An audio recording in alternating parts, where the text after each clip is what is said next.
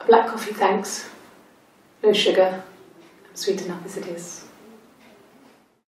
My name is Hannah. H-A-N-N-A-H. It's palindrome. It reads the same backwards as forwards. It doesn't work if you mirror it though, it's not quite symmetrical, but well, I mean, you get the idea. Sorry. Hannah Smith, I live at 31 Gladstone Street. Simon Smith. He works at Ernst Brothers Glass. They do windows, all kinds of glass. Simon does the more special work, mirror making, feature windows, artistic things, really beautiful things. A mobile phone? Yeah. Well, they have one for the glaziers, but it's only for work. I can't remember the number. Oh, it's in the kitchen. I saw it plugged into its charging cradle. Simon is 6 foot, darkish blonde hair, average build. He's clean shaven. If his beard grows, it goes ginger, so he shaves it. I mean, not that there's anything wrong with ginger hair. I bought a photo. They said a spring photo. This was taken last year on holiday in Rome. It's the best one I have. No, he doesn't have any tattoos. He has a scar down here near his stomach, past his hip. Cut himself with some glass. That was before, a long time ago. He looks just like the photo. He's not got his glasses on here though. He takes them off with the camera. But he needs them to see properly, you know. He has to read a newspaper or a menu in a restaurant. Not book so much, or watching TV. He likes TV. He was wearing a shirt, it's a blue turtleneck shirt and jeans. He has a watch, it's a really nice one. That was a gift from his boss, Eric. He had his coat, a long grey duffel coat, like Paddington Bear. He would have taken that with him, it's not in the house. So, it was Friday evening, we had an argument, he left. On Saturday he didn't come back, I waited all day. He was supposed to go help Eric out with something on the Saturday afternoon, they had a job, but he didn't show. So Eric was ringing on the phone. I checked at the Rock, that's our local. They said they'd seen him on the Friday night, but not since. He still wasn't back this morning. It just isn't like him at all. Still not back by dinner time. It's getting dark again. So I decided to come see you.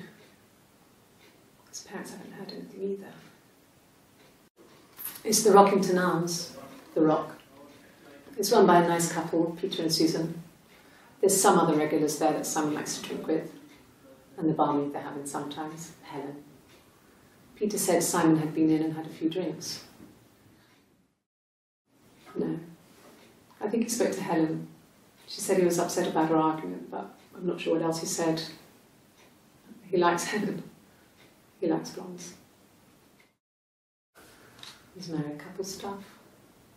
A stupid argument, nothing specific.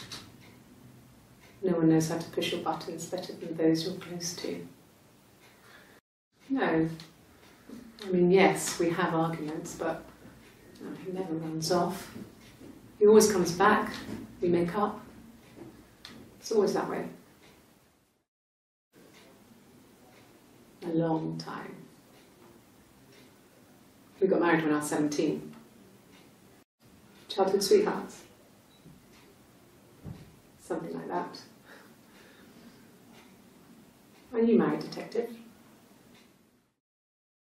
Suicide? No. I mean, he would never do anything like that. He is not the kind of person to do anything like that. I mean, to hurt himself? No. No. Not drugs. I mean, he drinks, but never very much. He goes to the pub and has one or two. Sometimes we go together. He drinks wine with food, but no, he doesn't have any kind of drinking problem. Yes, there's a car that we share, a Cavalier, and a van he uses for work. It's owned by Eric, but we look after it. Both of them are there now, parked on the street. I'm not sure about the keys for the van. I can look for you when I get back. No. I'm not sure what strange would be, but he hasn't been acting odd. He's been busy at work, but nothing too stressful. Sure? Yes, of course, if that would help. Will you phone the house to let me know when you want to come round? Then I can make sure that I'm there. He has a wallet, a huge, silly thing, leather, real leather, I think. He packs it full of stuff, business cards, receipts, lottery tickets. He always carries it in his back pocket. I think that's why he's got a bad back. Offsets the discs. I haven't seen it, so he must have it on him. He always takes it out of his back pocket before, when he comes in, if he's in the house. Yes, that would be in his wallet. It's a Visa, a silver one. He doesn't like to spend money he doesn't have, so he usually pays with cash, but Eric convinced him to get one. Sure, I think. I do all the bills and paperwork and handle all the money stuff, so it should be easy for me to find. Do you want them dropped off to you? Yes, there's an Amstrad one. No one uses it for very much. There's a printer so you can write letters on it. Simon sometimes plays games, you know, climb the tower, save the princess, that kind of thing. No, he doesn't keep a diary. That's my thing. I've kept one, well, as long as I can remember, since I was a girl. It helps make sense of my day. And when you're forced to put something into words, it just gives you perspective. Everyone's on the same page. Simon isn't the type to run off or do anything crazy. Someone must have done something to him, or there must have been some kind of accident. So what do we do next? Thanks. Please find Simon. I love him so much.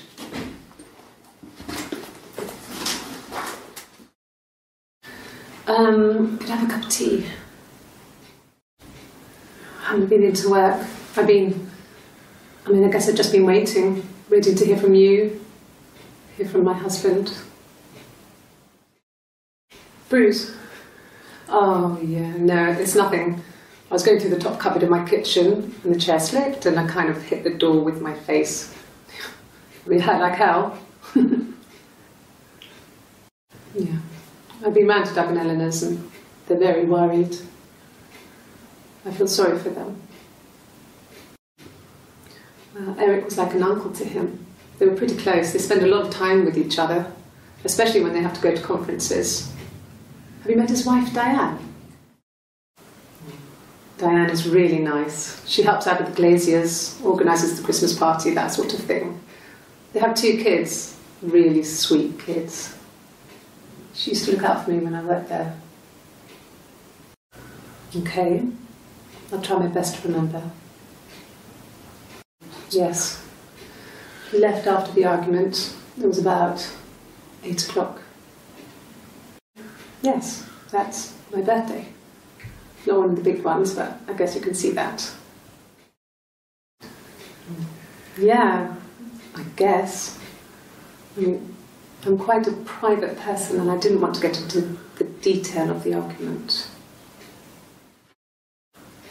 It was my birthday, like you said. We were going to have a meal at home. We had our meal. He gave me his present. I guess I didn't like the present. It wasn't the present so much. It was one of those arguments that had been simmering for a while. The present was a mirror. A nice mirror. He'd engraved the glass, the kind of mirror a princess would have in a story. He made it specially for me. when you've been married for 10 years, stuff accumulates. You could argue about anything. And he's so nice. That doesn't help. He tries to smooth things over, and that just makes it worse. We're both passive-aggressive, so we never normally argue directly about anything. What about us? I did. Well, we met when we were 17, both working at the Glaciers. Yeah, when I was at school. I worked part-time in the front shop.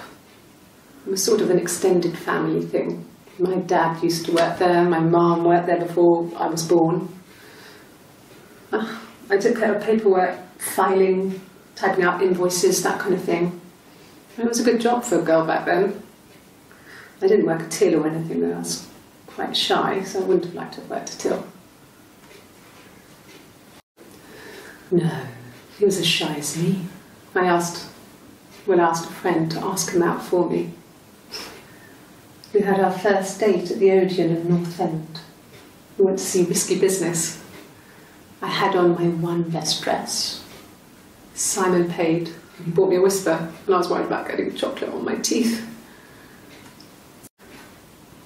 I got pregnant. Both our parents had a big powwow. We weren't even in the room, and they decided we should get married. I guess you could call it that, but we were both happy to get married. It was a beautiful wedding. We had our first dance to Come Back and Stay. I'm not sure if that's a good wedding song, but I loved it. I chose it. I mean, it was genuinely our first dance. We'd never danced together before. It was probably awful to watch, but I enjoyed it. It felt like it was just me and Simon for that moment. Just the two of us. We spent the wedding night in a hotel in Brighton. It would have been too much to do more. We were saving for the baby. It was wonderful to be in a hotel, away from home, just alone together. Since then, we've always tried to get away for our holiday. We couldn't afford our own place. Simon dropped out of school, went full-time at the Glaciers. That was Eric's generosity. We moved in with his mum and dad. They had a spare room for us and the baby, if it came. It was a nice change, time to myself, living there for those months, full of hope. No, I lost the baby. I had a miscarriage at 8 months. We carried on living at Simon's parents until, well, it was only a few months after. Then my parents died. It was the worst year of my life. The miscarriage and then my parents. At the time they said it was poison, food poisoning. I mean, I felt so guilty. If I'd still been at home, maybe I could have done something. I didn't. Yes, I inherited it from my parents, so it made sense to move back, me and Simon. Felt like going back to old ways before the pregnancy. Reminded me of being a girl, a dollhouse in the attic, old things. We didn't sleep in my parents' bedroom for a long time. We decorated it as soon as we moved in, but it was another year before we started sleeping there. I got a job to contribute, you know. Doug knew someone and I got a job as a dinner lady at the primary school. They said it didn't matter if I could cook or not, just don't poison the kids. So you see, it's always been complicated between me and Simon. It's never just been the two of us, there's always been pressure. I mean, I don't know. Something must have happened to him on his way home. He could be hurt. I mean, why hasn't he phoned? I don't know. Oh God, I don't know. I mean, I guess the Rock. We've spoken to everyone there. Someone must have seen where he went. I don't know. So many things could have gone wrong. No. I mean, everyone loves Simon. He was so nice to everyone. He loves me. Fine. I've never had my fingerprints taken before. I once put my hand on the oven. Okay? I've given blood before. Do you need to take that for your records? No, it's okay. The other detective has just gone to get me one. Oh, tastes fine to me. As long as it's black and strong, I'm good. Nothing like this has ever happened to me before. The blood. It's probably the worst thing that's ever happened to me. The bruise. I have a really fast metabolism, so stuff like that just comes and goes. I don't know if there's much more that I can tell you that I haven't already told the other policemen. I found the body.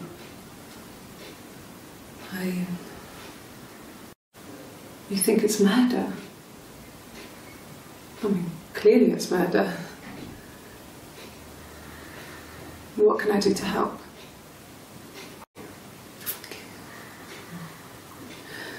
It was after dinner. I'd spoken to Sam's parents on the phone. I looked up for an early night and I suddenly had this thought. I think it was something his mum had said. She'd been speaking about old stuff, sad stuff, about when we lived there, about the baby.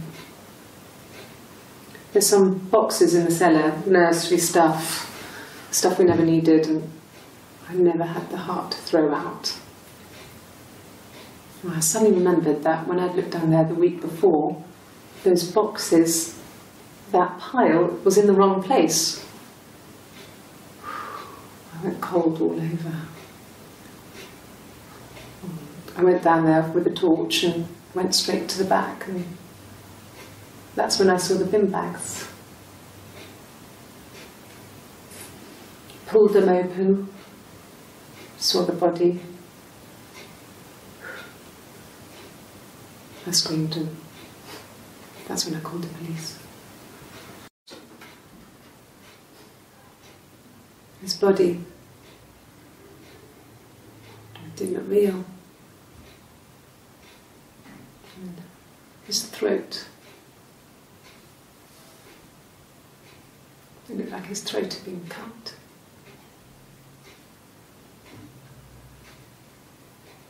And I didn't see his glasses. He has these thick glasses.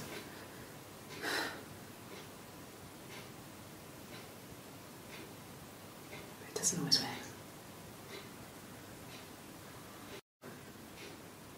No. The whole thing was wrong. The bags, I think they were from our kitchen. You can probably check that. We never go into the cellar. It's just a place we put things we don't need. Dad used to grow mushrooms there. The bags were taped up. I think it was parcel tape, but I think it was ours. I wasn't in the house.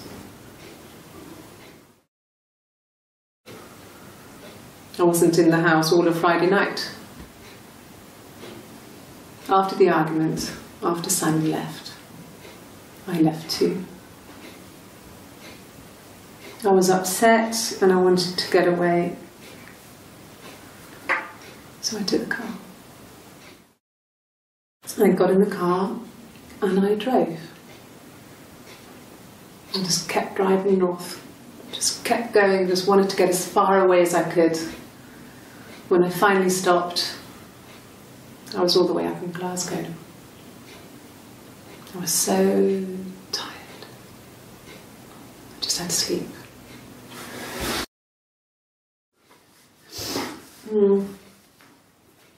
I left the next day, Saturday.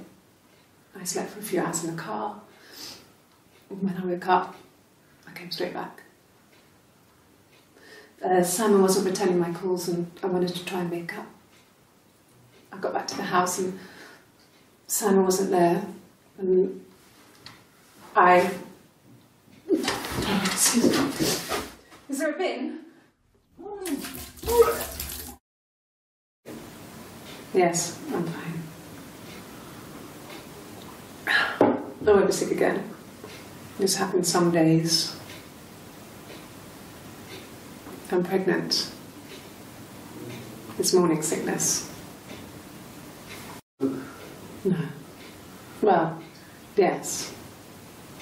He found out on my birthday.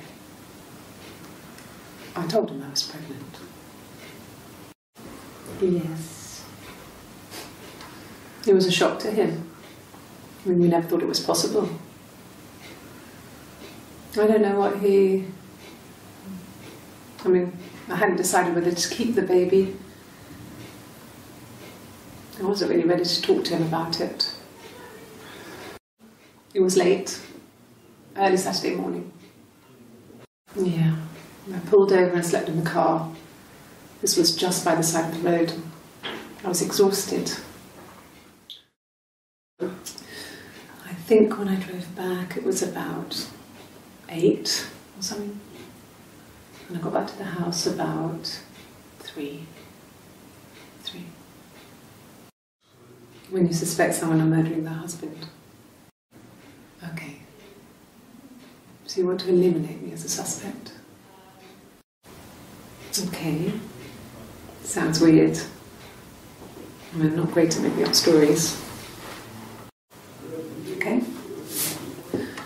There's a girl and she's staring out of the window. She's sad. She's trapped. She's here. She's looking out the window because her mother won't let her out. It's Rapunzel. The story starts when she's born. Mother Gothel, a witch, takes Rapunzel from her parents and keeps her locked up in this tower. Rapunzel gets pregnant by the prince, and Mother Gothel is furious, so she cuts off her hair and throws it. Actually, her hair's already short here, so that's already happened. So she throws her into the wilderness, and Rapunzel is reunited with the prince, who's blind. But she kills him with her tears, and so it's a happy ending. Is that too much? Sorry. The picture, the way it's drawn, just reminded me of the books we used to read as children. I read those fairy tales over and over, and they were so real to me. Rapunzel was my favourite. My brain is just full of it. Are any of these in colour? Yes. Like a story. A beginning, a middle, and an end. Well, she has a knife. She's been cooking, I guess. She's been cooking him his favourite meal. She's his wife. And he's asleep and she doesn't want to wake him because he's ill. That's why she's sad. Because he's ill and he might die. It's kind of a sad story, so I'm not sure what it is.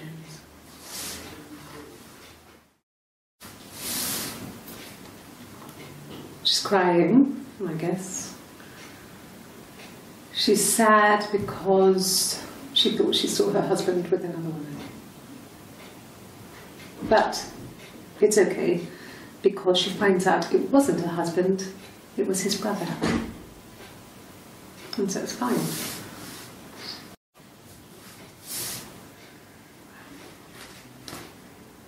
Okay, she's being chased.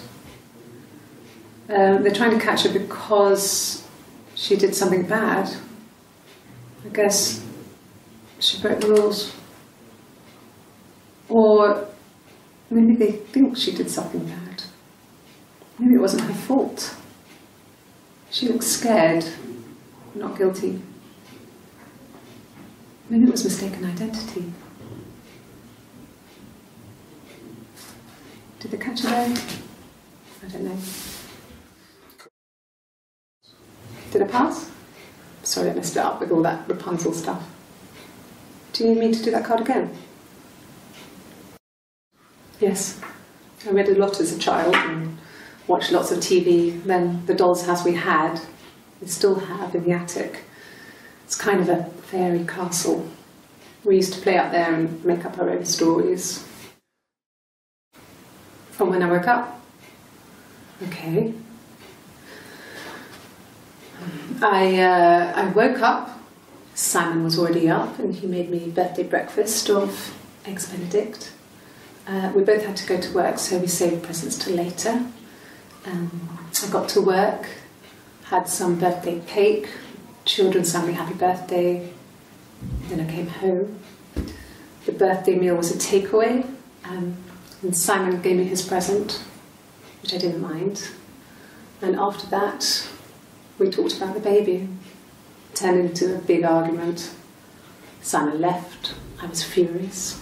I wanted to get as far away as I could and get some space to think. So I left. Yes. I got to Glasgow. I was exhausted, so I pulled over and slept in the car. I woke up because a rubbish truck went past. I got some petrol, bought a coffee and a pastry, tried calling someone from the payphone, and then headed back. Let me see. Yes. I drove in here because I remember, well, I went over the river, and then there was a church there. Yeah. And I probably parked, well, I remember seeing a street sign called Princess Street. There it is. Yeah, so I'm pretty sure it must be this one. There. Yeah, that's Simon's watch. It was a gift from Eric. He got it this year. It was a wedding anniversary gift. Steel. It would have been Diane who chose it. She has really nice taste. That time, it must eliminate me. I was in Glasgow then. I didn't. I slept in the car. I left about 9 that night. I wasn't there. No, I don't think so. Glasgow was deserted that early in the morning. Asked the hospital.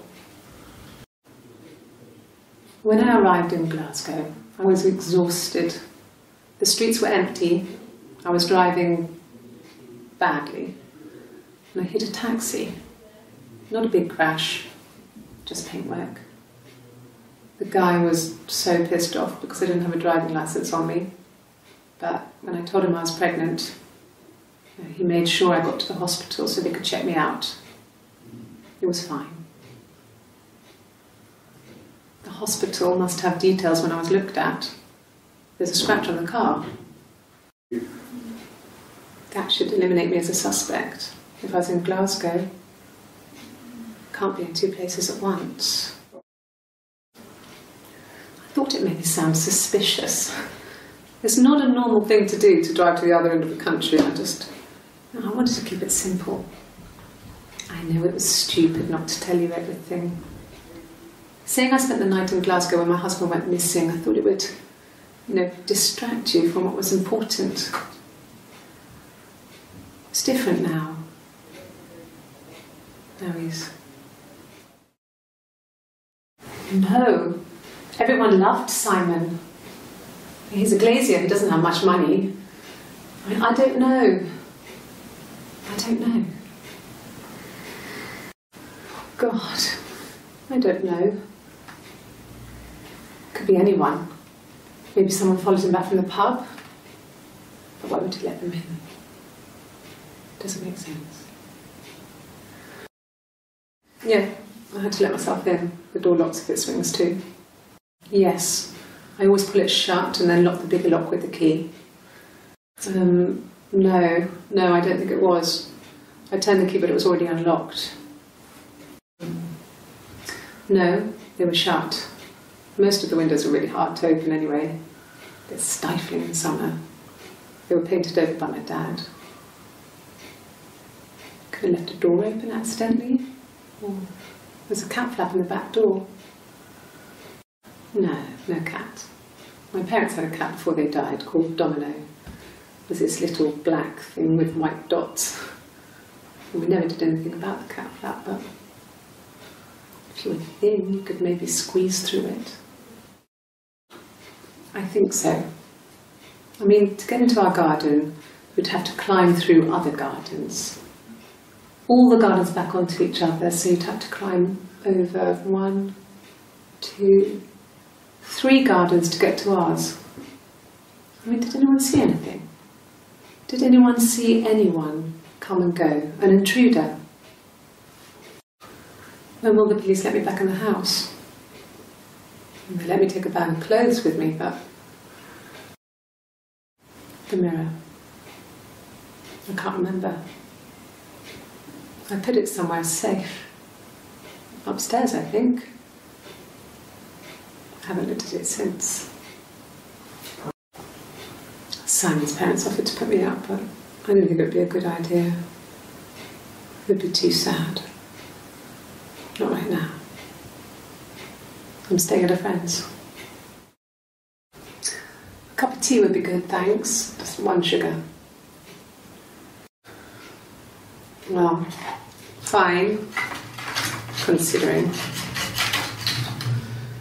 I got back into the house today, and that was weird, knowing your people have been there through my things. It's like I've been burgled. Only worse, obviously. I don't know. I haven't lived in the cellar yet. They sent a cleaner in.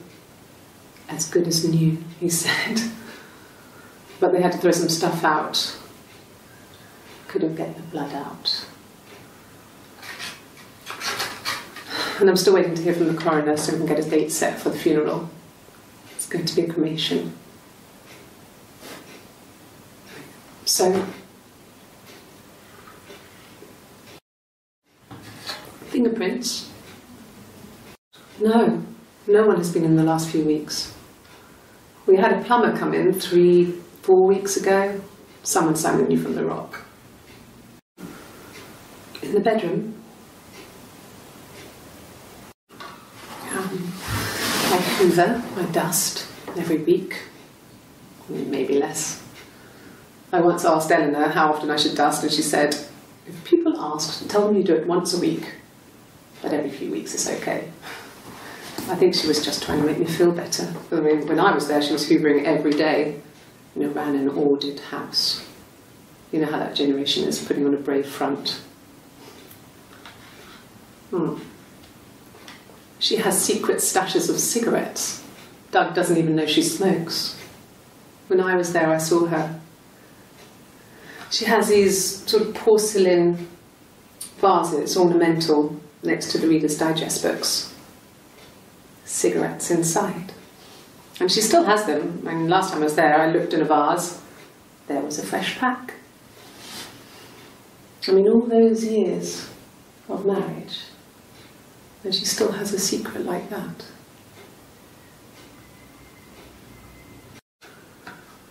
Well, a week or so ago, it would have been the Saturday before my birthday. You know, I get like that on the weekends, have a lie-in, then want to get up and blitz the house. Yes, yeah. I would have cleaned them. I changed the sheets too, with the fingerprints in all those places. Could they have been my parents' fingerprints? I'm not sure how long they last for, but is that possible? That can't be right. In the bedroom. I sleep on the right side of the bed as you come in from the door. You can tell because I have 2 pillows and he just has 1. What kind of hairs? A wig? You mean? But what type of wig? No, I've never worn a wig. What kind of wig? Could the hairs have come from somewhere else? I mean, could they... We have a lot of dolls in the attic. There's a Rapunzel doll with long blonde hair. Could they have come from there? Okay. I parked up in the street. It was busy, so I had to park down the end of the road. Walked up, knocked on the door, no answer. I took my keys out of my bag and unlocked the door. The main lock was unlocked. You can tell because the key doesn't turn when you try to turn it to the left. I walked in. Simon's coat wasn't on the peg. I couldn't see his shoes in the shoe rack. I shouted out. I walked straight into the kitchen because he usually sits in there to have a cup of tea and read his paper. But he wasn't there. I touched the kettle. It was cold. I looked quickly in the living room. Nothing. So I walked upstairs to the bedroom and he wasn't there. I didn't search for him because it was pretty clear he wasn't there. I had a shower. The phone rang whilst I was in the shower. I didn't answer it. I think it was Eric. Then I was just exhausted. So I lay down on the bed and I fell asleep, though I didn't mean to. I woke up a couple of hours later and I was surprised to see no one in the bed next to me. And then I remembered where I was and what had happened. That's when Eric called again. This time I spoke to him. Then I called Doug and Eleanor. And then I decided to come and see you. That enough?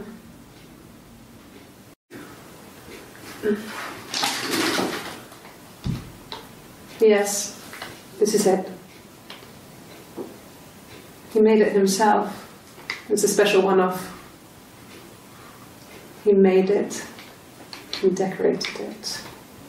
That's his thing. Where did you find it? Silver leaf? No. He normally silvers them properly. This mirror, it's supposed to look antique. The reflection isn't as good. It's the perfect mirror for someone who doesn't like to look at their own reflection. Look, on his clothes, that would make sense. He made it by hand. I mean, he brushes the silver onto the glass. That's not how they make mirrors these days. I mean, he made the mirror and he gave it to me.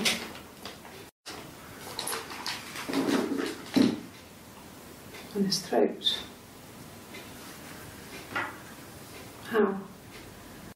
An affair. Simon wasn't having an affair. No, Simon wasn't seeing another woman.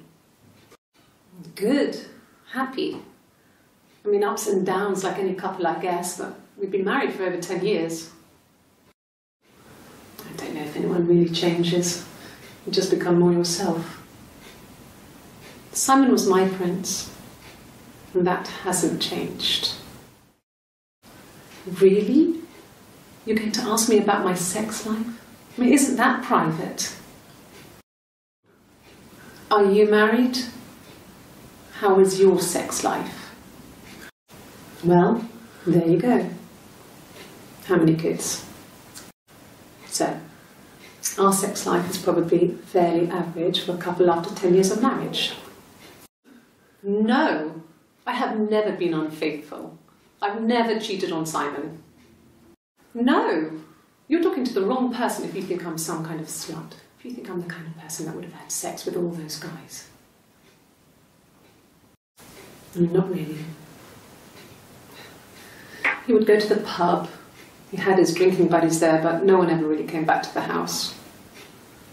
Sometimes Eric, his boss, and his wife would come over for dinner. That would be us returning the favour. Diana's a really good cook, into her trendy ingredients. And the last time Simon cooked something off MasterChef, he got the recipe off CFAX, and I did my Lloyd Grossman bit, commenting from the sidelines. I had to find fennel from the supermarket. Have you ever eaten fennel? Hurt someone? Yes. But everyone thinks that from time to time, right? You just want to lash out. Well, my friend Eve. I mean, she was a friend from when I was a kid, and she was always more popular with the boys, and I used to hate her for it. I mean, really hate her sometimes.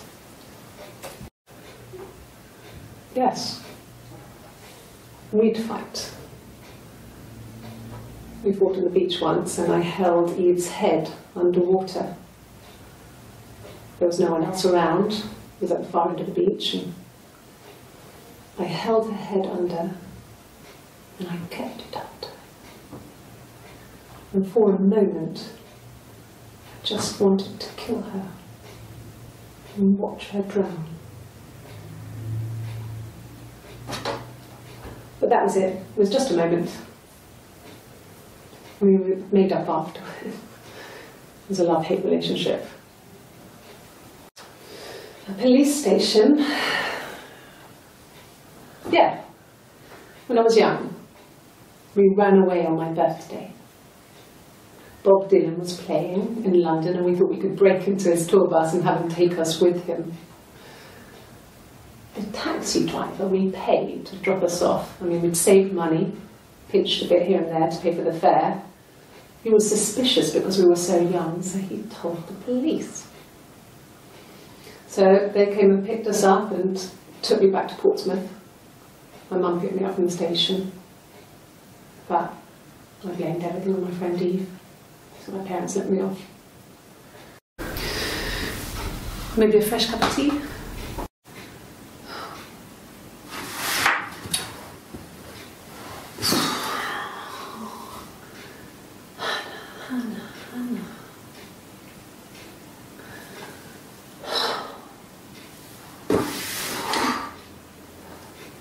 What are you doing talking about Eve?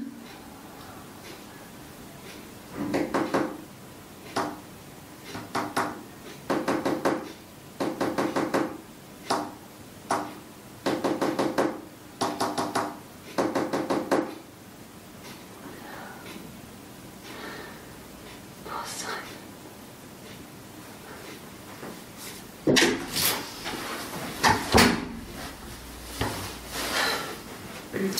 Just the one sugar. Thanks. Is that camera recording? No. 1984 was an awful year in the end. We were living at Doug and Eleanor's. I lost the baby at the end of spring, and my parents died in the summer. It was a hot summer, a heat wave. So when they discovered the bodies, it was just awful. Because of the circumstances, them dying together like that, they brought in a lot of police. A forensic entomologist. I had to look that up. It was because of the heat. It was just awful. They said it was food poisoning. There was something in the food they ate. My dad liked to pick mushrooms, grow them too. They said it was the mushrooms. It was hard to believe. Death caps. They have a skirt around the cap. My dad taught me that.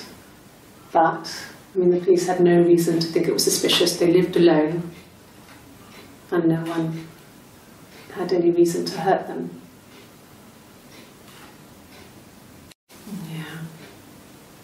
They'd gone to bed feeling ill, thinking it was flu or something.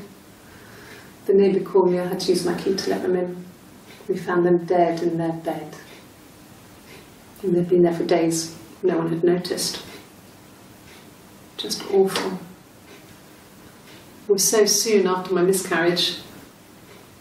The worst year of my life. I'd been so happy to get married, and after that it was just like, fuck.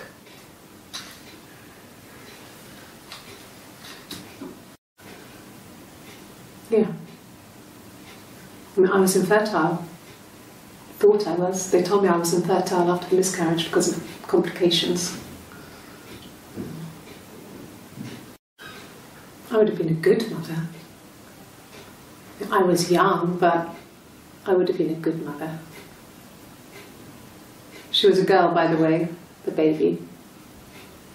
We were going to call her Sarah. Simon wanted to call her Ava after his nana, but I didn't want her to have a symmetrical name. It's all that matters really, the baby. Simon's dead, but the baby, that's how he will live on. Our baby. No, Simon didn't play guitar. He wasn't very musical. He liked to listen, but he was tone deaf. Yes. Yeah, it's my guitar. Black, no sugar. Thanks. Oh, okay. I parked up on the street. It was busy, so I parked down the end of the road. I walked up to the house. I knocked on the door. No answer. I took my keys out of my bag, unlocked the door. The main lock was unlocked. I could tell because the key wouldn't turn when I tried to turn it to the left. I walked in. Simon's coat wasn't on the peg. I couldn't see his shoes on the shoe rack. I shouted out for him. I walked straight into the kitchen. He usually sits in there to have a cup of tea and read his paper. He wasn't there. I touched the kettle. It was cold. I looked quickly into the living room. Nothing. I walked upstairs to the bedroom. He wasn't there. I didn't search for him because it was pretty clear he wasn't there. Then I had a shower. Whilst I was in the shower, the phone rang. I think it was Eric, his boss. I didn't answer it. Then I came out and I was just exhausted. So I lay down on the bed and I fell asleep, but I didn't mean to. I woke up a couple of hours later and I was surprised to see no one in the bed next to me. And then I remembered where I was and what had happened. That's when Eric called again. I spoke to him. Then I called Simon's parents. And then I decided to come and see you. That enough? Yes. I speak with Eleanor at least once a day. Not that there's anything much to say. It's more just... No, I'm okay. Fuck. Oh, my tattoo. I got it to express my individuality. It's an apple and a snake.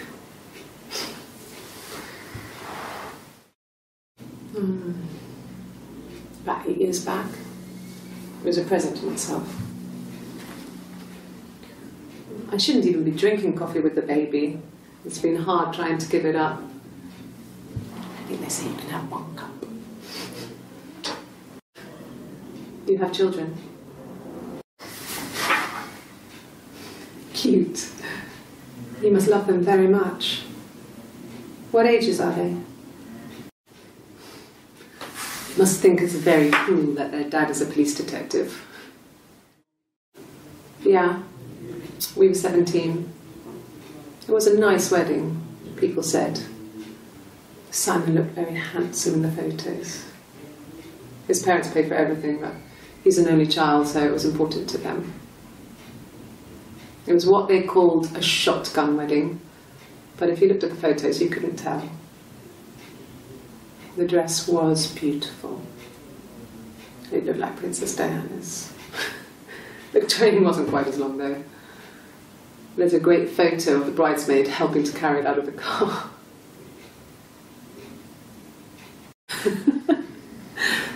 Was he my first? No need to be so coy. No, he wasn't my first. That would have been Carl. He was a local boy in a band. He was a bit of a shit, but he was sexy. We were 15. No, I was 15. Carl was older, 17, I think. I was really into him, regardless of how he actually behaved. Lots of drunken teenage sex. We did it in a church once. It's stupid. So he got tired of us and we split up after about 6 months. It was sad, but those early experiences, they help you realise who's really important to you, you know? family. Family. So, Carl fucked off, and then there were other boys here and there, and then Simon. And the Glaziers. I worked there some weekends, and Simon had a part-time job there too. That was Eric's generosity. He was always good at helping out other people's children. Simon was quiet, more thoughtful than the other boys. Even then, he had a sense of craftsmanship. Wasn't always rushing stuff. Boys that age are just running around like headless chickens most of the time. You know? Plus, he had that look. He looked like a fairy tale prince from one of my books.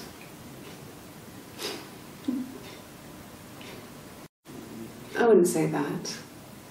It could be passionate. It's just, it was more than that. It wasn't just sex like I had been with the other boys. Have I ever cheated on Simon? You asked that question yesterday.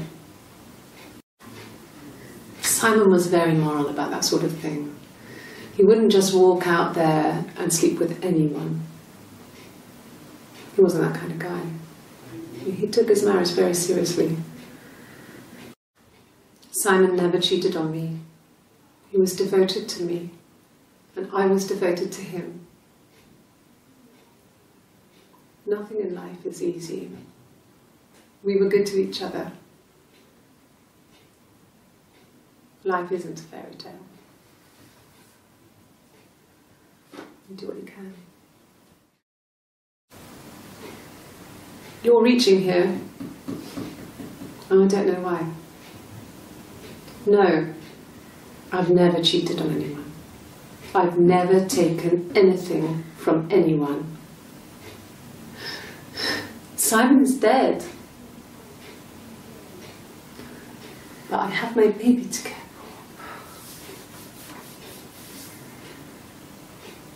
for. Why are you trying to make me sad? Why are you so obsessed with sex and affairs? You cheated on your wife. Is this your thing? And what did your wife do? She didn't kill you. You think I killed Simon because he was having an affair? Well, I didn't kill him. I wasn't even there. I was in Glasgow worrying about whether my baby was still growing inside me. I mean, why would I kill Simon? I loved him.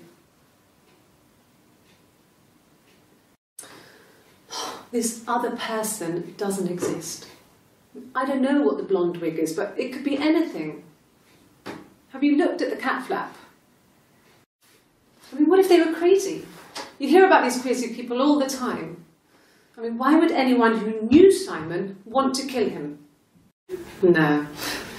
I've had enough coffee for today, thanks. Glass of water.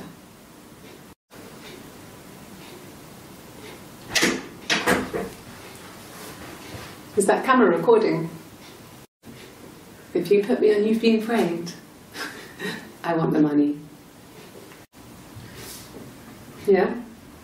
That's me. But February? I mean, that was months ago. What's that got to do with Simon's murder? Well, I don't know. I probably had to pop out and get something, that's why I was speeding. And that wouldn't have been noted on my timesheet. But I really can't remember back to February. Well, I remember the ticket, of course. I paid it without telling Simon. Didn't want to get told off. And they put points on the licence. Like I said, I think I was popping out to get something, ran out of something, had to grab something. I sometimes drive too fast. If you want, you can arrest me for that. You must be desperate for leads if you're getting hung up over 6-month-old speeding tickets. There was a conference, something to do with double glazing. In Oxford? Are you sure? What would he be doing in Oxford if there was no conference? I remember calling him. He said it was boring and he spent most of the time at the bar. And the hotel said he was there? Okay, you got me. I'll confess. We were there. It was a dirty weekend. Simon was going to expense it, pretend it was a business trip. I used a made-up name. We stayed at the hotel, had room service, didn't leave the room, had a great view of the river, and you could hear the church bells. Like you said, it was very romantic.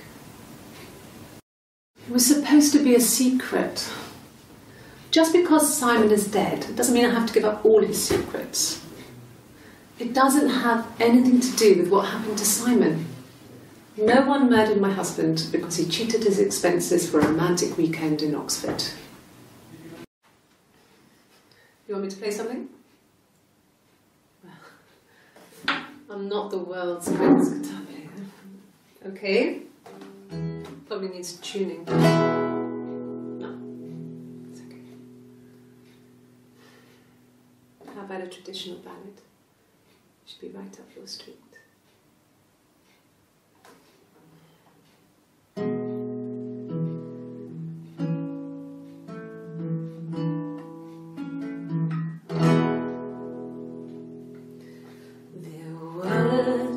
Sisters came walking by the sea. Oh, the wind and the rain. The eldest one pushed the other one in. Oh, the dreadful wind and rain. See, they both had a love for the captain's son. Oh, the wind and the rain, but he only cared for the youngest one. Oh, the dreadful wind and rain. Oh, the eldest envied her sister fair. Oh, the wind and the rain, with a pretty little face and her long blonde hair. Oh, the dreadful wind and rain. She pushed her in and held her down. Oh, the wind and the rain watched her as she slowly drowned. Oh, the dreadful wind and rain. Oh, she floated up and she floated down. Oh, the wind and the rain floated till a ship came by. Oh, the dreadful wind.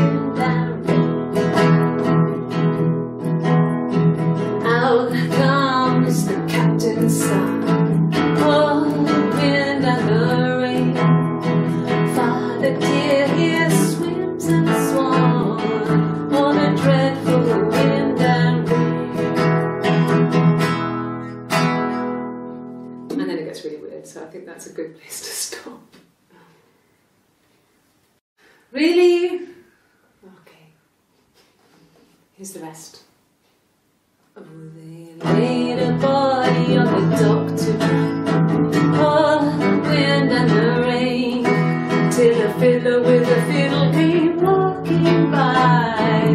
Oh, the dreadful wind and rain. And he made a fiddle bow of her long hair. Oh, the wind and the rain. Yes, he made a fiddle bow of her long blonde hair. Oh, the dreadful wind and rain. And he made fiddle pegs of her finger bones. Oh, the wind and the rain. Yes, he made fiddle pegs from her finger bones. Oh, the dreadful wind and rain. And he made a fiddle out of her breastbone. Oh, the wind and rain. The sound could pierce her heart of stone. Oh, the dreadful wind and rain.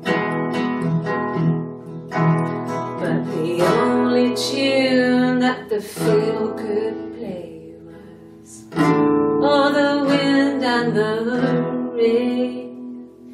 Yes, the only tune that the fiddle could play was all the dreadful wind and rain.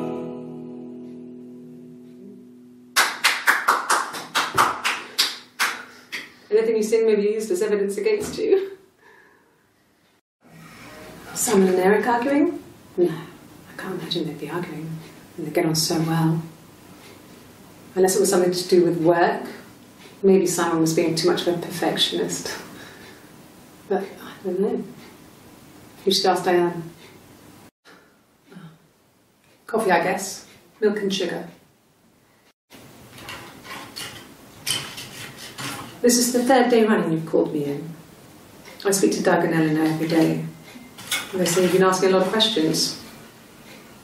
About me. Should I be worried? Am I a suspect? I don't see how it's hard. We've established I was in Glasgow when he was killed. You've spoken with the hospital. Rehearsed. You ask me the same question, you'll get the same answer. Is that your evidence? Of course I thought about what happened then. It's all I've thought about. My husband is dead. Twins? Really? Are you really asking me that question? Are you out of your mind? Twins? Really? Go on then. Take the cup. Run your fingerprints. They'll match. Fucking idiot. For fuck's sake. Can I leave? Are you going to arrest me? No. They'd laugh you out of the building. A lawyer would make mincemeat of you. Are you arresting me? No. Fuck off. Open this door. This is a nicer room. This is where you take people when it's time to arrest them. Yes, I understand my rights. No, I don't need a lawyer. Yes, no lawyer. What are you going to arrest me for? I didn't murder Simon. You've got it wrong. You've got the wrong person. Yes, I'll take a lie detector test. I've never taken a lie detector test before. Does it really work? Yes, my name is Hannah Smith. Oh, shit. Sorry. Sorry. Yeah, I get it. Yes. Yes. Yes. No. Yes. Yes. No. No. No. I can take the stuff off now. Did I prove I'm innocent? My name? That was the only question I failed. Your lie detector works. My mother called me Eve. Well, she wasn't my real mother, but she raised me. Do you want to hear the story? It's a real-life fairy tale. Across the road, where my parents first lived there, was a midwife called Florence. When Hannah was born, I was born at the same time. The midwife was there to help. I'd been throttled by the cord, probably wrapped around my neck by Hannah. The midwife told my mother I was dead. But I wasn't. She wrote all this stuff in a diary. Amazing what people will admit to on paper. Florence took me home with her. Mother hadn't been expecting twins and had a healthy baby. I guess she was just happy for Florence to clean up, take away the evidence that this was anything but a happy occasion. Florence raised me in her home. I never left it. She kept me out of sight. It wasn't odd for people to see a midwife with a baby, carrying in supplies, washing nappies, that sort of thing. I never knew any different. I grew up looking out of my window and seeing her across the road. I thought it was like a reflection in the mirror. She was me. Yes. The first time we saw each other, it was strange. We both realised at the same moment, I think. We must have seen each other before, but there was this instant when we first realised it wasn't a reflection. The reflection was staring back. I think I was 5. It was my birthday. My reflection was wearing a party hat and waving.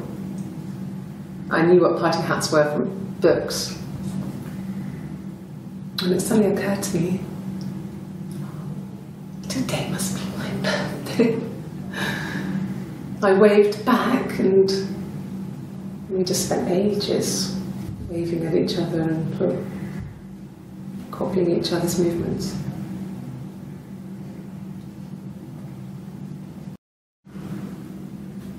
Mother wanted me to grow my hair long, but I kept cutting it myself.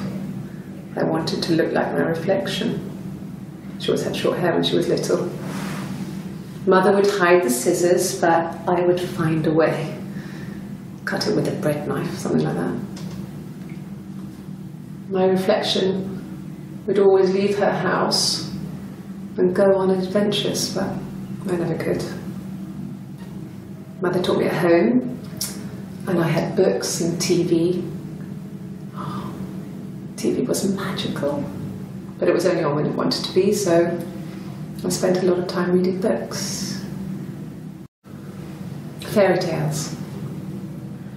Stories about lost princesses, evil witches, magical mirrors and lost children. So you see, even before I knew the truth, I'd found it in those stories. Florence was a warm, kind person, but she was broken, I guess. When I found her diary, I also found a biscuit tin with other stuff in it. Older papers, letters, that kind of thing. Her story wasn't there. I never really spoke to her about it. I was far too young to really understand, I guess. I just put it together later, once I was older. She had loved children, planned to have a large family, but her husband died in the war. And that was back when you married for life. She never felt like she could marry again. Isn't that strange? She was a widow from her 20s. But, I mean, I guess it was different then. You know, you married for life and she felt she could never marry again. I guess it was harder, a war widow. One of the dead. I don't know, maybe there was more to it than that. I don't really know. No. It was just me and her.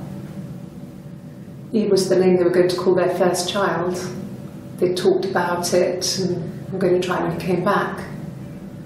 Florence's family had a history of firstborn girls, so they were convinced it was going to be a girl.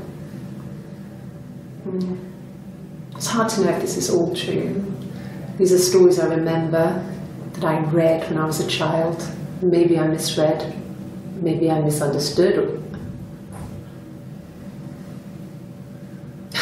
Sometimes it's hard to remember what happened last week.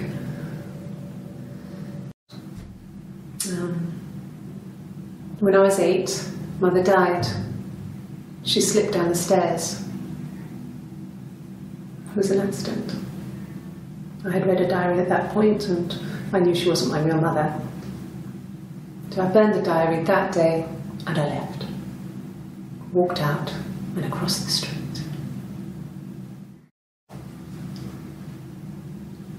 I wanted to see my reflection.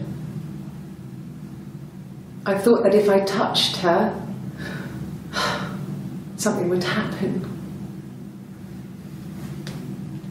We would become one. One girl. The fairy tale was over, the witch was dead, and I'd be restored to my rightful place. She recognised me from the window. She told me to come inside, and she hid me. They had made the attic into a place where Hannah could play. There was a dollhouse. She hid me up there. No one else ever went into the attic. It was her place. I'm not sure where the dollhouse came from.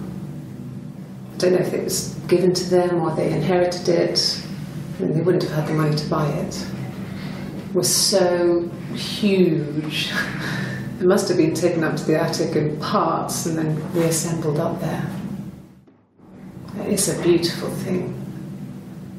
Wallpaper to scale, little furniture, the lights work, mirrors, beds, big duvets and pillows. We spent hours and hours playing in it, invented all these characters and families who lived there. We wrote paperwork for them all, passports, diaries, and gave them all really elaborate stories. Once, a moth got trapped in there. We'd left a light on. It was making the most horrendous noise. We tried to kill it, but it was tough. We ended up crushing it under a copy of the Arabian Nights. It just became our way of life. We would swap places and take it in turns to do things. And we were very careful. Whoever had been out that day would come back and write a detailed diary so that we were on the same page. We had a list of rules that said what we could and couldn't do in any given situation. It was exhaustive. We lived a second life through those rules. Rules for things that could only ever happen inside our imaginations. We would consider all the permutations of future events and agree rules to walk our way through them. If one of us got hurt, the other one would have to be hurt too. A grazed knee, a bruise. When I lost my tooth first, we had to pull out Hannah's to match. Once, I slept with a boy who was seeing another girl. The girlfriend came up to Hannah the next day and punched her in the face, gave her a huge black eye. That night, she had to do the same to me. But she almost went too far. I couldn't see out of that eye for days. She snuck frozen peas up for me from the kitchen. So much of our bodies was synchronised anyway. We started our period on the same day, all our childhood diseases, stomach bugs, nits. Mum and Dad had never had any reason to notice. They were always busy. If Hannah was eating a lot, they didn't mind. She didn't put on any weight. That girl has a healthy appetite. If they heard us talking in the attic, they just thought it was Hannah playing one of her games, and that Eve was our imaginary friend. Once, she was already up and dressed and ready to go to school, and I snuck down for a piss. Mum saw me in my underwear, she went mad. Get dressed this instant! So I ducked into our bedroom, and seconds later, out came Hannah, dressed and ready. Mum was amazed. When we weren't together, we would send secret messages by tapping out a code that we'd learned from a book, the knock code. something prisoners of war would use. We'd tap them out on radiator pipes or the attic floor.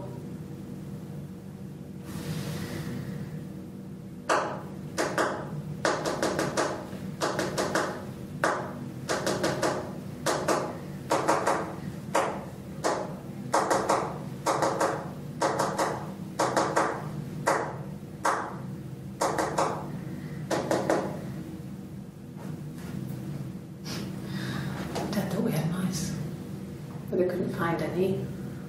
Bought a cat anyway. We loved our cat, Domino. He had this little bell around his neck to stop him from killing birds in the garden. And we used to write each other notes and put them in the bell, and we could send them to each other. Mum found some of the notes once, and she thought I was just writing to myself because our handwriting was identical. And we had our own words for things, so she didn't quite understand them anyway. We were obsessed with fairy tales. Not just the pretty, pretty ones, but the traditional ones. They were dark and real, bizarre and violent. Felt like life. We had this huge old book that I think Mum must have bought from a library sale. The illustrations had thin tracing paper over them to protect them. They were in colour, shiny plates. At the front of the book was an index of illustrations. We read that more than the actual stories. We'd read aloud the captions and flip between the pictures. There was something intimate about peeling back the tracing paper, undressing the pictures. Rapunzel's hair is cut. The eagle plucks out his heart. The princess pricks her finger. There were always princes and princesses. They were the special people, more important than the other characters in their stories. We knew we were like that. Twins. Magical. We were the princesses. We had a poster of Princess Diana from the newspaper up in our attic. Had a pride of place. And underneath we used to put all our special things. When her engagement was announced, we were obsessed with everything she did. And later, when her life went so bad, we felt for her.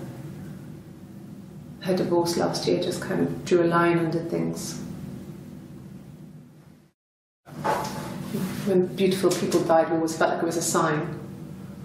You remember Princess Grace? Grace Kelly?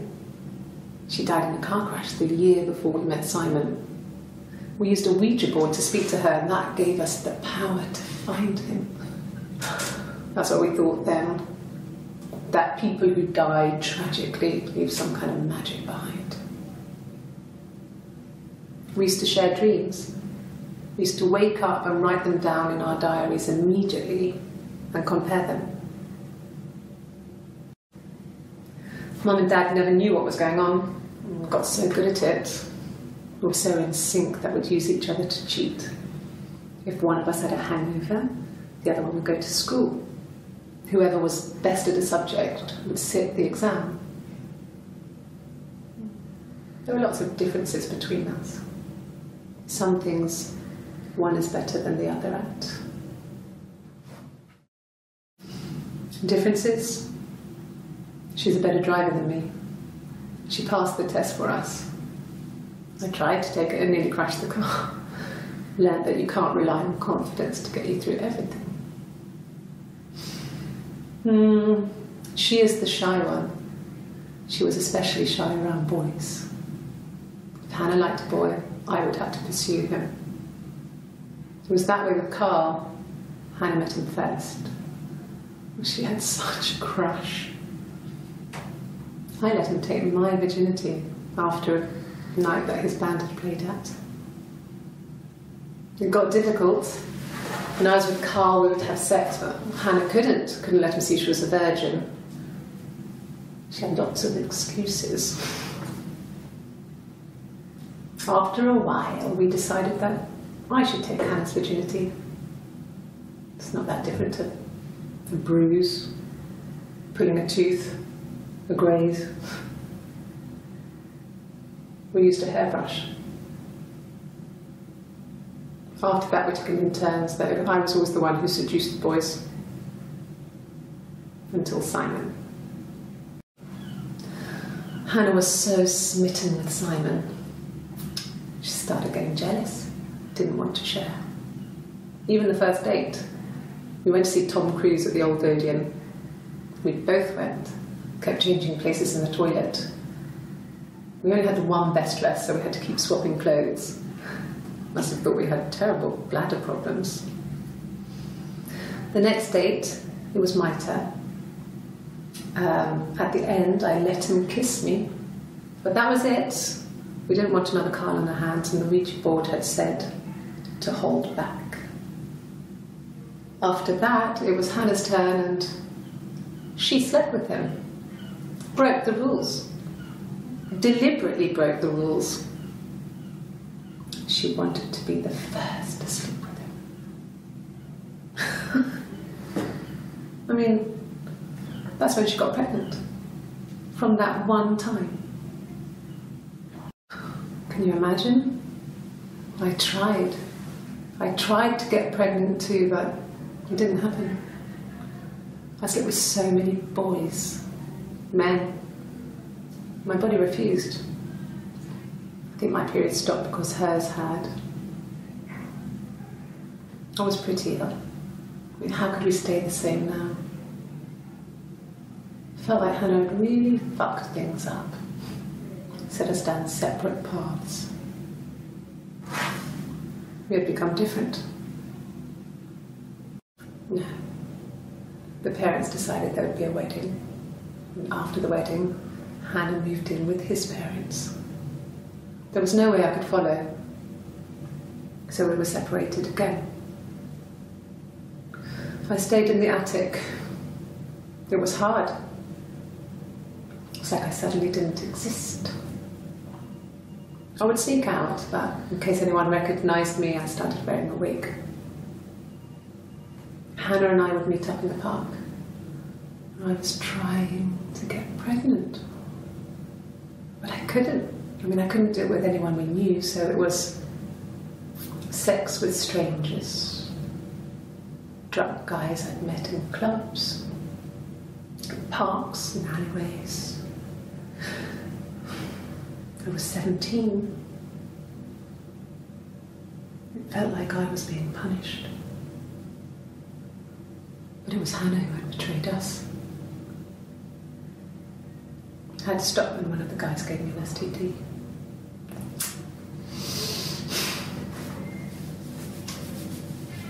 When we met up, it was disturbing. For the first time, my reflection, she didn't look like me. She was fatter, flushed. If anything, I was getting skinnier. I found it hard to look sometimes. We talked about what to do. Was it time to become our own people? I mean, that seemed like the right thing to do, but neither of us wanted it. We agreed that her and Simon would get their own place as soon as possible, and then I could move in. And that was the plan.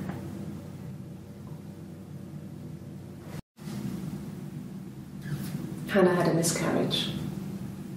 This was late in the pregnancy and it left her infertile. Felt like the universe had corrected its course. We were aligned again. But Hannah and Simon were still living with his parents. They were married. Simon had a job at the Glaziers now. Eric had given him a full-time position after he left school. And then I was living in the attic. It was a very hard time. I was depressed, was still pretty sick of the STD. And I came down one morning and they were dead. They were in bed and both had been sick. They'd thrown up a lot. And I'd slept through it.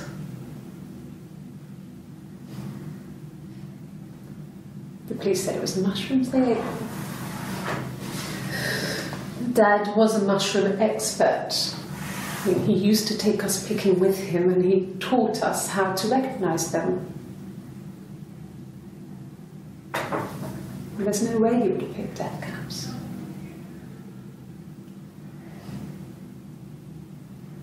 But the police believe that's what happened.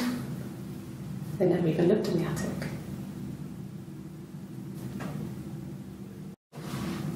Yes, it was a cremation for the best. We both wore black and had veils, so it was easy. And after the funeral, everyone came back to the house. Hannah served up sandwiches, and I stayed out of sight. The legal stuff was completed very quickly. Hannah moved back in with Simon. Eric gave Simon the week off to help with the move. He decorated, modernised wallpaper, curtains. Hannah insists the attic be left as it was, dollhouse and all. Simon never went up there. It lasted about 6 months. I tried to carry on, but everything was different. Hannah insisted I not pretend to be her around Simon, let alone sleep with him.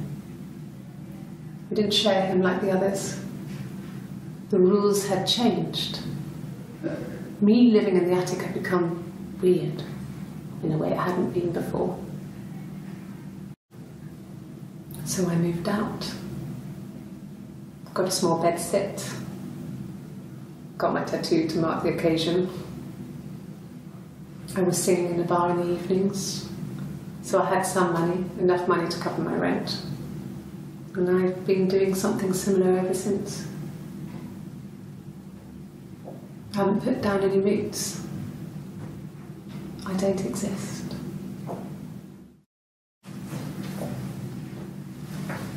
He saw me singing one of my shows, pure chance.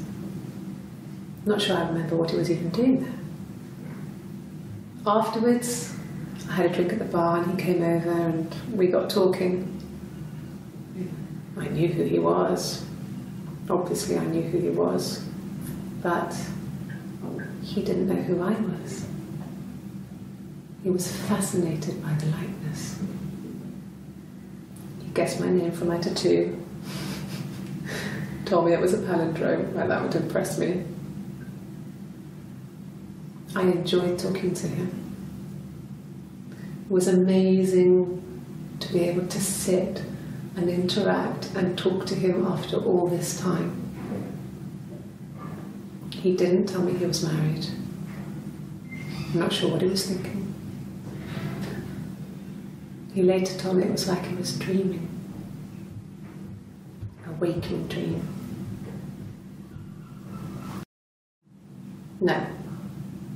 No, he wasn't wearing his wedding ring. Nothing else happened that night. We talked, then I said goodbye. Then next week I was singing the bar again and there he was. And again the next week, he offered to buy me a meal. I told him I had already eaten, and so we got chips and ate them on the beach instead. When we said goodbye, he asked me to kiss him. Romantic. Yes. I thought about telling Hannah. I felt guilty after the kiss. But then it began to feel like this was the way it should be. Sharing, like we had before. He never mentioned her to me. There was the Simon with me and the Simon with her. It was almost like it was a different Simon. But after the kiss, the next time, he took me back to the house, to our parents' house, to their house. So, it was definitely him. I sometimes think he wanted to get caught to prove to himself that we were different people. He told me about his marriage, told me how his wife was completely different to me. I almost burst out laughing. I think it was that time, the first time at the house, in his bed, that I got pregnant. Amazing, right? This fucking magic sperm. And they say lightning doesn't strike twice. I didn't tell him. I was 3 periods. I had pretty irregular periods anyway, but 3. I had always thought we were infertile. Both of us. I didn't tell him. Just waited. Hannah and I were meeting for our birthday, and I told her because I thought she would be happy for us both. I think she was. No. I told her it was one of my boyfriends, someone I had met in the bar. I think she was happy. But I could tell she was thinking, why couldn't it happen to her and Simon? They were the ones with the real life. Why not them? Then she told me she wanted to help more. She said I should move in with her. She would come clean with Simon about me. I was family, I couldn't have a baby in a bedsit. I told her I didn't want to tell Simon. Told her to wait for the time being.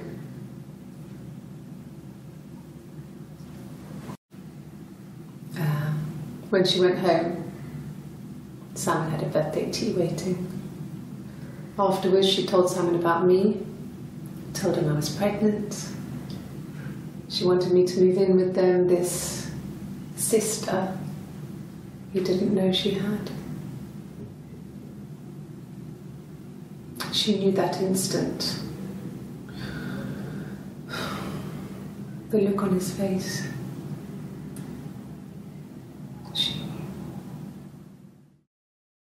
She sent him out the house, kicked him out, called me up, crying, and I went round. I guess I had a feeling I could hear something was wrong in her voice, but I wasn't sure what it was. She called me sister on the phone. She never calls me that. This was about 9. I went round and she was waiting for me. She was furious and so angry. The kind of anger you can only have towards yourself. We screamed at each other, argued, cried, we fought. I hit her back, left a bruise. I had my wig on from performing, she tore it off. Eventually we grew tired of fighting and I left. It's like I told you before, I drove. I took the car and drove. I don't have my own car, but I have a spare set of keys. I just drove north. I wanted to think, put some space between me and them. Everything I told you before is true. I stopped at Glasgow. I was tired, exhausted. I pulled out and I hit a car. My car was okay, but I was worried about the baby, so I went to A&E to get the okay. Everything was fine. Slept in the car. When I woke, I tried to call Hannah from a payphone. She wasn't answering. And then I decided to drive back. I had decided that she was more important to me than Simon. Like I said before, it was 3, something like that.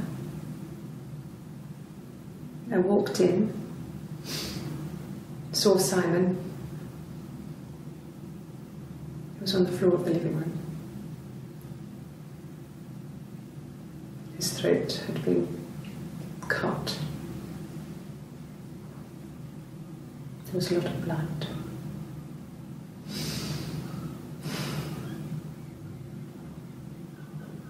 Yeah, he was dead. She was sat behind him. She had my wig on. And she'd been there all day.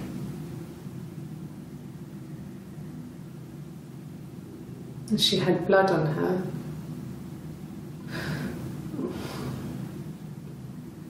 And she was in shock.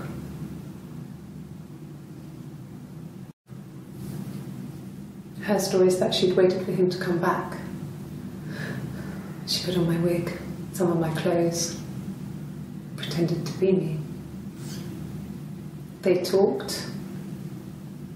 She'd enjoyed being me. He said he wanted to be with me.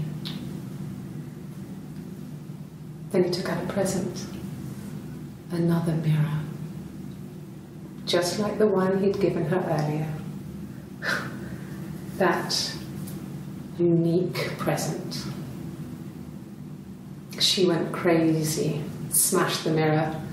They argued, screamed. He hit her. So she grabbed a piece of the mirror and just swung it round. She cut his throat clean open. She'd only meant to scare him off. It happened very quickly. We hardly had to talk to each other. We agreed almost silently. The baby was what mattered. We'd help each other. We cleaned up. We bagged up the broken mirror, her clothes. They're gone. We took him down to the cellar. We knew we had an alibi, and we wanted the body to be found later. We wanted to have suspicion on us, so we could then disprove it, rather than have it linger.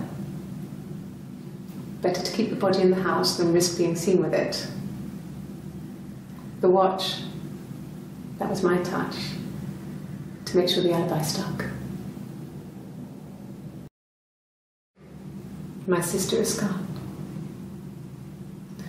and she's never coming back. Can you arrest someone who doesn't exist?